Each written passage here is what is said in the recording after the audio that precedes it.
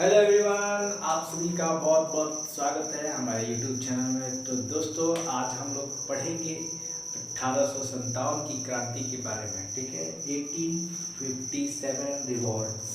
ठीक है, आज हम लोग क्या पढ़ेंगे बेटा? 1857 रिवॉल्ट्स। ओके, आज हम लोग इसके बारे में डिस्कस करेंगे। 1857 की क्रांति क्या है? तो दोस्तों चलिए चलते हैं बिना समय को गंवाए हुए अपने टॉपिक पे। तो दोस्तों, आज हम लोग पढ़ेंगे, तो ध्यान से एक मैं स्टोरी बोलूँगा, उसी स्टोरी में सारा हम लोग का कवर हो जाएगा। ठीक है, तो इस चीज़ को ध्यान से सुनिएगा, समझ में। तो देखिए, एक बात है 29 मार्च 1857 की। ठीक है, कब की? 29 मार्च 1857 की। एक गांव था बैरकपुर। क्या था? एक बैरकपुर गांव था जो बलिया डिस्ट्रिक्ट में पड़ता था। किस राज्य में? तो उत्तर प्रदेश। समझ में आया? क्या बोले? उत्तर प्रदेश में बलिया डिस्ट्रिक्ट बैरकपुर में, है ना, एक व्यक्ति रहा करता था जो उसका नाम मंगल पांडे है। क्या नाम है? मंगल पांडे। ठीक है, ये एक बेसिक निवासी था वहाँ का। ठीक है, कहाँ का? बैरकपुर का। अब देखिए, मंगल पांडे का एक अच्छा मित्र था, सबसे बढ़िया मित्र, दोस्त था, जो अंग्रेज था, जिसका नाम था ह्यूरोज। क्या नाम था? ह्यूरोज। मंगल पांडे का दोस्त का क्या नाम था? ह्यूरोज। ठीक है, क्या नाम था? ह्यूरोज। ठीक है, जो अंग्रेज था। अब देखिए, ह्यूरोज क्या बोलता है मंगल पांडे को? तो एक दिन ह्यूरोज बोल रहा है कि मंगल, ये जो अफवाह फैला रहे हैं कि बंदूकों में गाय और सुअर की चर्बी लगी है, ये सरासर गलत है ना, ये झूठी अफवाह है। तुम तो एक ब्राह्मण हो, है ना, तुम तो एक ब्राह्मण हो और मेरे अच्छे मित्र भी। ठीक है, तो ये सरासर खबर गलत है। मंगल पांडे ने उसके बातों को विश्वास किया। ठीक है, किसके? ह्यूरोज के। ह्यूरोज कौन था? अंग्रेज था। ठीक है, तो उसके बातों को विश्वास किया और मंगल पांडे ने अपने सैनिकों को आदेश दिया कि बंदूकें यूज करो, है ना, उपयोग करो, प्रयोग करो। ठीक है, अब ह्यूरोज की पत्नी हुआ करती थी, कौन? ह्यूरोज की पत्नी। ठीक है, ह्यूरोज कहाँ का था? अंग्रेज का। ठीक है, ह्यूरोज के पत्नी ने मंगल पांडे की ईमानदारी देखकर उससे प्रभावित हुई। कौन?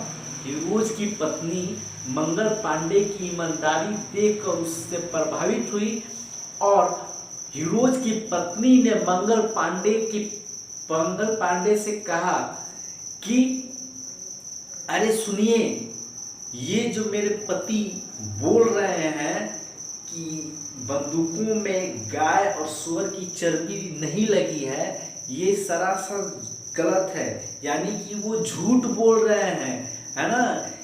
इस बंदूकों में गाय और सुअर की चर्बी लगी हुई है, इसको अपने दांतों से खींचना, ये आप लोग का धर्म का नष्ट हो रहा है। ठीक है, वो गलत, वो झूठ बोल रहे हैं।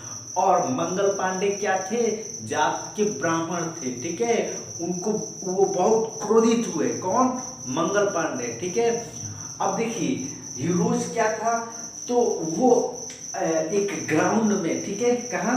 ग्राउंड में, जैसे परेड करते हैं ना, तो वहां पे मार्च लगा था। ठीक है, मार्च, यानी कि कौन? ह्यूरोज और जनरल बाट और उसके सेना थे, उसकी सैनिक थी एक ग्राउंड में। कहाँ? तो ग्राउंड में, है ना, मार्च लगाए हुए थे। मंगल पांडे को जैसे मालूम चला कि ह्यूरोज एक सच्चा मित्र होके मुझे धोखा दिया है, तो वह उसी ग्राउंड में तलवार की धार से, किससे, तलवार की धार से हीरोज को और बंदूक की गोली से जनरल बाट को वही मार डालता है। कौन कौन मार डालता है? तो मंगल पांडे। ठीक है, किसको? हीरोज को तलवार की धार से और जनरल बाट को गोली की बंदूक की गोली से वही मार डालता है। अब मंगल पांडे को वही गिरफ्तार कर लिया जाता है। ठीक है, क्या कर लिया जाता है?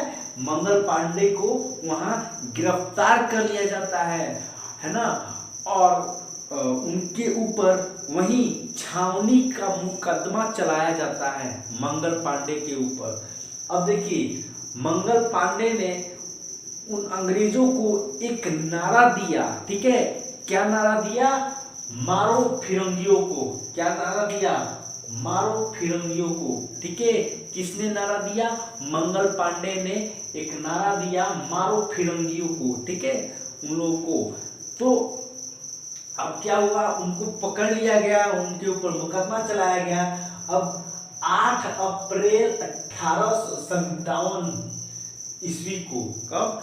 8 अप्रैल 1857 ईस्वी को मंगल पांडे जी को फांसी दे दिया गया। ठीक है, कब? 8 अप्रैल 1857 ईस्वी को मंगल पांडे को फांसी दे दिया गया। अब क्या हुआ कि धीरे धीरे ये खबर, है ना, यानी कि 10 मई 1857 को ये खबर मेरठ पहुंच गई। कहां पहुंच गई? मेरठ। 10 मई को मेरठ पहुंच गई ये खबर। वहां पे अब ये जो मंगल पांडे जो थे वो 34वीं बटालियन से बिलोंग किया करते थे। कौन से बटालियन से? 34वीं बटालियन से वो बिलोंग किया करते थे, यानी कि 34 NI, है ना। मंगल पांडे 34वीं बटालियन से बिलोंग किया करते थे। और मेरठ कहाँ है? तो ये यूपी में है ना, दिल्ली के नजदीक यूपी में मेरठ है। वहां 10 मई 1857 को खबर पहुंच गई। अब वहां के सैनिकों को जैसे ही इस बात की खबर लगी तो उन सैनिकों ने कहा कि मैं अंग्रेजों के विरुद्ध विद्रोह करूंगा। ठीक है, क्या करूंगा? अंग्रेजों के विरुद्ध विद्रोह करूंगा। और वे मेरठ से दिल्ली चल पड़े। क्या चल पड़े? मेरठ से दिल्ली आना चाह रहे थे। कौन? वो सैनिक। ठीक है, कौन सैनिक? छावनी के सैनिक। यानी कि तो जैसे ही वो खबर उन्होंने सुना कि मंगल पांडे जी को फांसी दे दिया गया, है ना, और उनके साथ ऐसी ऐसी घटना हुई है, तो मेरठ से वे दिल्ली आना चाह रहे थे। और बीच रास्ते में वहीं मेरठ में 200 अंग्रेज सैनिकों को, कितने? 200 अंग्रेज सैनिकों को भारतीय सैनिकों ने वहीं मार डाला। ठीक है, कितने? तो 200 अंग्रेज सैनिकों को मार डाला और वे दिल्ली के लिए चल पड़े। ठीक है, वे सैनिक कहाँ चल पड़े? दिल्ली के लिए चल पड़े। अब दिल्ली में क्या था? तो दिल्ली में लाल किला था। ठीक है, तो लाल किला वो किससे मिलना चाह रहे थे? तो दिल्ली में मुगल बादशाह रहा करते थे। ठीक है, कौन? मुगल बादशाह। वे उनसे मिलना चाह रहे थे। वे भारतीय सैनिक उनसे मदद लेना चाह रहे थे। मतलब वो चाह रहे थे कि हमारा जो नेता घोषित हो वो मुगल बादशाह को घोषित किया जाए। वे कहाँ चल पड़े? दिल्ली चल पड़े। ठीक है, तो वे 10 मई को वो चले। ठीक है, और दिल्ली में 11 मई को पहुंच गए। ठीक है, कहाँ कब पहुंच गए? 11 मई को दिल्ली पहुंच गए और लाल किला को चारों ओर से घेर लिया। ठीक है, लाल किला को क्या कर लिया? चारों ओर से घेर लिया। ठीक है, किसने? तो भारतीय सैनिकों ने लाल किला को चारों ओर से घेर लिया। और कब पहुंचे? 11 मई को। यानी कि 10 मई को वो चले और 11 मई को सुबह सुबह, कब? तो सुबह सुबह वह 11 मई को दिल्ली पहुंच गए और लाल किला को चारों ओर से घेर लिया गया। 1857 ईस्वी में, है ना, यानी कि उस समय लाल किला को क्या कहा जाता था? किला ए मुबारक। क्या कहा जाता था? लाल किला को 1857 के समय, यानी कि 1857 ईस्वी के समय लाल किला को किला ए मुबारक कहा जाता है ना, यानी कि किला ए मुबारक नाम से जाना जाता था। ठीक है, अब क्या हुआ? तो वो 11 मई को पहुंच गए। अब वो सुबह सुबह पहुंच गए। वो दिन कौन सा था? रमजान का महीना चल रहा था। रमजान समझ रहे हैं ना? रमजान का महीना चल रहा था और लाल किला को चारों ओर से घेर लिए। और क्या हुआ कि वहां पे जो मुगल बादशाह थे बहादुर शाह जफर द्वितीय, ठीक है, वे सुबह सुबह शहरी जो बोलते हैं रोजा के समय सुबह सुबह जो भोजन करते हैं, यानी कि मतलब थोड़ा सा लेते हैं, जिसको बोलते हैं शहरी, है ना, शहरी करके उठ रहे थे। और ये खबर जो कि भारतीय सैनिक जो लाल किला को चारों तरफ वो घेरे, ये खबर बादशाह, मुगल बादशाह का सेनापति हुआ था बख्त खां। क्या नाम था उसका? बख्त खां। वो मुगल बादशाह के पास ये खबर लेके गया और उनसे कहा कि विद्रोहियों ने हमारे किले को चारों ओर से घेर लिया है। क्या कर लिया है? घेर लिया है। और उनका कहना है कि हमारे बादशाह मुगल बादशाह बने, है ना, और वे भारत की लड़ाई को जिताने में मदद करें। ठीक है, तो उनका उद्देश्य ये था। तो अब देखिए मुगल बादशाह कौन थे? तो उनका नाम था बहादुर शाह जफर द्वितीय। क्या नाम था? बहादुर शाह जफर द्वितीय। वे बोले कि अब वो सुबह सुबह शहरी करके उठे और वो क्या हो गए? धर्म संकट में पड़ गए। क्या पड़ गए? धर्म संकट पे। यानी कि वे अब इस धर्म संकट में कैसे पड़ गए? अब वो सोच रहे थे कि अगर मैं अंग्रेजों के विरुद्ध, है ना, यानी कि भारत के विद्रोहियों के तरफ से अगर लड़ता हूं, अगर इन विद्रोहियों ने जंग जीत लिया तो मैं जो नाम का बादशाह हूं वो आगे चल के काम का बादशाह हो जाऊंगा। यानी कि अगर भारतीय विद्रोहियों ने अगर जंग जीता तो जो मैं नाम का बादशाह हूं आगे चल के काम का बादशाह हो जाऊंगा। अगर भारतीय विद्रोहियों ने ये जंग हारी तो जो मेरा बचा खुचा जो बादशाह नाम है वो भी बादशाह नाम मिट जाएगा। वो इसी धर्म संकट में पड़ गया। कौन? तो बहादुर शाह जफर द्वितीय, है ना, इसी धर्म संकट में पड़ गया। अब उसका सेनापति था कौन? तो बख्त खां, है ना। उसने कहा, किसने? बख्त खां ने, कि मैं बनूंगा राजा, ठीक है, मैं इनका मतलब नेतृत्व करूंगा। तो राजा तैयार हो गए और 11 मई 1857 को दिल्ली में क्रांति की शुरुआत हो गई। ठीक है, कब हो गई?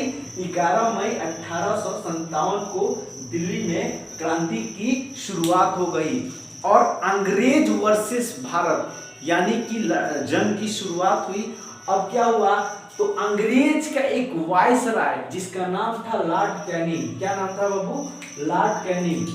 तो अंग्रेज का वायसराय था लॉर्ड कैनिंग। लॉर्ड कैनिंग अंग्रेज के पीएम उस समय कौन थे? तो पामस्टान थे, है ना। कौन थे? पामस्टान। यानी कि लॉर्ड कैनिंग पामस्टान के पास ये खबर लेकर जाता है कि भारतीय विद्रोहियों ने ये जंग का ऐलान कर दिया है, यानी कि वो अब लड़ना चाह रहे हैं। तो उस पामस्टान ने, है ना, अंग्रेज का जो पीएम था उस समय, उसने लॉर्ड कैनिंग से कहा कि अपने जितने भी जो मजबूत सेना है उनको भेज दो, है ना, लड़ाई के लिए उनको भेज दो, जितने भी अच्छे सैनिक हैं उनको भेज दियो।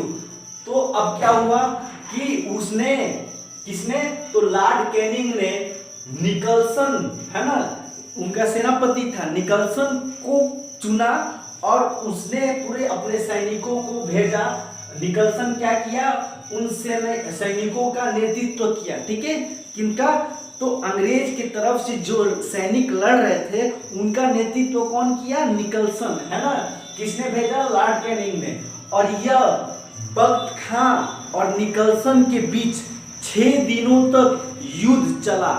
कितने दिनों तक, 6 दिनों तक युद्ध चला। किसके किसके, तो भारतीय सैनिकों के तरफ से कौन नेतृत्व कर रहा था, तो बख्त खां नेतृत्व करता है। कौन, बख्त खां। बख्त खां कौन था, बहादुर शाह जफर द्वितीय का सेनापति था। कौन, बख्त खां। और निकल्सन अंग्रेज का सेनापति, यानी कि वो अंग्रेज का नेतृत्व कर रहा था सैनिकों का। और बख्त खां और निकल्सन के बीच 6 दिनों तक युद्ध चला और निकल्सन हार गया, है ना, यानी कि निकल्सन मारा गया और बख्त खां जीत गया।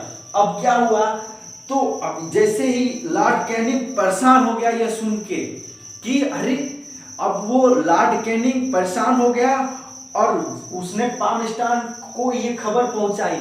तो उन्होंने कहा कि जो हरियाणा में बनने वाला जींद, पटियाला, जम्मू कश्मीर, है ना, वहां के सभी सैनिकों को भेज दो।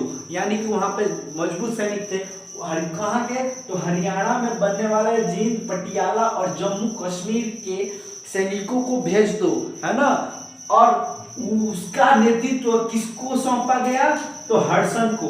उसके पहले लड़ाई हुआ था अंग्रेज की तरफ से, कौन नेतृत्व कर रहा था, निकल्सन। निकल्सन हार गया, यानी कि अब दूसरा लड़ाई स्टार्ट होने वाला है, तो उसका नेतृत्व किया कौन, हडसन। यानी कि जस्ट 7वें दिन फिर से जंग स्टार्ट हुआ, यानी कि युद्ध स्टार्ट हुआ। किसके किसके बीच, बख्त खां के बीच और हडसन के बीच। ठीक है, बख्त खां पहला युद्ध जीत गया। अब दूसरा हुआ हडसन और बख्त खां के बीच, 7वें दिन युद्ध चला। अब क्या हुआ, इस युद्ध में बख्त खां को पीछे कदम रखना पड़ा। क्यों, क्योंकि अब इस किले में, लाल किले में क्या हुआ, हडसन की जितने भी सैनिक थे कि उसके किले में घुस गए। उसके वजह से बख्त खां को पीछे कदम हटना पड़ा, यानी कि पीछे हटना पड़ा कि अब वो कैसे, अंग्रेज सैनिक कैसे किले में घुस गई। तो बहादुर शाह जफर, यानी कि जो मुगल बादशाह था, कौन, बहादुर शाह जफर द्वितीय, उसके रिश्तेदार, है ना, कौन, उसके रिश्तेदार ने क्या किया था कि अंग्रेजों के तरफ से घूस, है ना, यानी कि घूस लेकर उन अंग्रेजों को किले के अंदर घुसने का चोरी छुप के रास्ता बता दिया। किसने, तो मुगल शाह के रिश्तेदारों ने क्या किया, किले में घुसने के लिए, चोरी छुप के किले में घुसने के लिए रास्ता बता दिया। ठीक है, किसने बता दिया, तो मुगल बादशाह के रिश्तेदारों ने, जिसके कारण अंग्रेज सैनिक यानी कि हडसन की सेना किले में घुसी और जिसके कारण बख्त खां को अपना पैर पीछे करना पड़ा, यानी कि उसमें बख्त खां पराजित हो जाता है। ठीक है, और उसके बाद से क्या होता है, मुगल बादशाह बहादुर शाह जफर को वहां गिरफ्तार कर लिया जाता है। यानी कि बहादुर शाह जफर जो है वहां से महल से, लाल किले से भाग जाता है। कहाँ भागता है, तो हुमायूं के मकबरे में भाग जाता है। यानी कि वहां से, किले से 10 किलोमीटर दूर हुमायूं का मकबरा है, वहां भागता है। कौन, मुगल बादशाह बहादुर शाह जफर द्वितीय भागता है। ठीक है, वहां जाके वो क्या करता है, छुप जाता है और उस मुगल बादशाह के लड़कों को क्या कर देते हैं, अंग्रेज गोली मार देते हैं। क्या करते हैं, गोली मार देते हैं। इस तरीके से क्या हुआ कि दिल्ली का किला भारतीयों के हाथ से निकल पड़ा। यानी कि बख्त खां, ये जो हडसन और बख्त खां के बीच जो युद्ध चला था, इसमें बख्त खां जीत जाता। लेकिन क्या हुआ कि मुगल बादशाह के रिश्तेदारों ने अंग्रेजों से घूस लेकर लाल किले में घुसने का रास्ता बता दिया चोरी छुप के, जिसके कारण क्या हुआ, बख्त खां को चारों बगल से अंग्रेज सैनिकों ने घेर लिया, जिसके कारण बख्त खां को पीछे कदम रखना पड़ा और मुगल बादशाह भागा कहां, तो किले से 10 किलोमीटर दूर हुमायूं के मकबरे में जाके छुपा और उसके लड़कों को गोली मार दिया, ठीक है, अंग्रेजों ने। इस तरीके से दिल्ली का किला भारतीयों के हाथ से निकल गया। आई होप आप सभी को समझ में आया होगा। और उस समय 1857 ईस्वी के समय लाल किला को क्या बोला जाता था, किला ए मुबारक, क्या बोला जाता था, किला ए मुबारक के नाम से जाना जाता था। तो ये हमारी कहानी है, ठीक है, 1857 की। आई होप आप सभी को समझ में आया होगा।